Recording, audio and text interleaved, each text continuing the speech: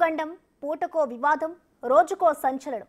ఇది తెలంగాణలో ట్రెండింగ్ లో ఉన్న అఘోరీ మాత హంగామా. ఏంటి అఘోరీ మాత గొడవ? తాజాగా బలిపూజల ద్వారా అఘోరీ మాత ఈ సమాజానికి ఏం సందేశం ఇస్తున్నట్టు?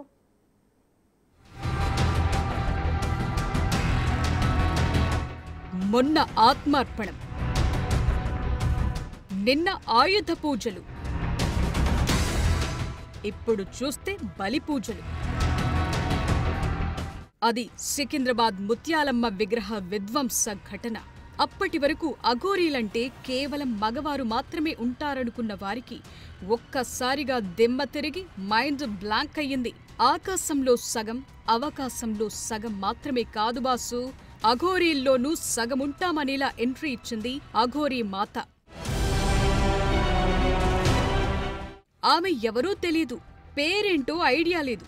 ఉన్నట్టుండి ఆత్మార్పణ చేసుకుంటానని అనేసరికి ఉలిక్కిపడింది పోలీసు యంత్రాంగం. ఆమెను అక్కడ్నుంచి లిఫ్ట్ చేసి సొంతూరు మంచిర్యాల జిల్లా కృష్ణపల్లికి చేర్చడం వరకు ఒకెత్తు. అక్కడే 2 రోజుల పాటు భారీ భద్రతా ఏర్పాట్లు. అంతటితో ఆగక బెల్లంపల్లి ఎమ్మెల్యేతో మంతనాలు, నచ్చజెప్పడాలు, సర్ది చెప్పడాలు నడిచేసరికి ఎట్టకేలకు ఆత్మార్పణ నుంచి వెనక్కు తగ్గినట్టుగా అఘోరీమాత ప్రకటించడంతో ఊపిరి పీల్చుకున్నారు పోలీసులు. ఈ హడావిడి మొత్తం మినిట్ టు మినిట్ లైవ్ కవరేజ్లు, అప్డేట్లు హోరుమనటంతో అఘోరీమాత హాట్ టాపిక్ అయ్యింది.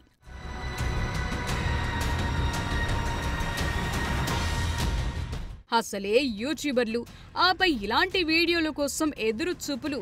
అఘోరీమాతకు కూడా పీరియడ్స్ వస్తాయా? ఇప్పటి వరకు ఆమె ఎన్ని శవభక్షణలు చేశారని ఇలాంటి థంబ్నెయిల్స్ పేలటంతో టోటల్ సీన్ చేంజ్ అయిపోయింది.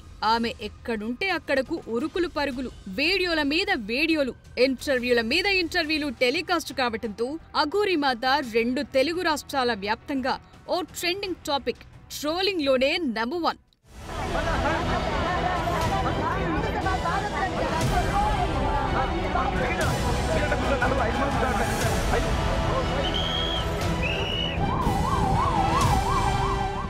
అసలు ఆమె స్టైలే స్టైల్ అంటూ ఎలివేషన్లు.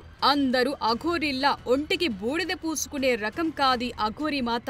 ఒంటి మీద నూలుపోగు లేకున్నా చేతిలో ఐఫోన్, కస్టమైజ్డ్ కారు వంటి హంగులు, ఆర్భాటాల కారణంగా అప్పటి వరకు చూడని లగ్జూరియస్ అఘోరీ లైఫ్ స్టైల్ పై అందరి దృష్టి పడింది. ఒక దశలో ఇదిగో అఘోరీమాత బెల్లంపల్లి రోడ్డు మీద ఆగింది, ఫోన్ మాట్లాడింది.